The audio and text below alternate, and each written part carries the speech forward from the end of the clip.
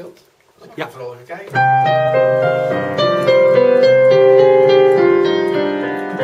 Wie wil er niet in Schagen wonen? Een stad van hoge kwaliteit. De VVD wil dat zo houden. Geef ons die stem, u krijgt geen spijt. Jan Bouwens is een sterke leider. Als wethouder deed hij het heel goed. Voor Schagen is het dus een zegen als hij het weer wat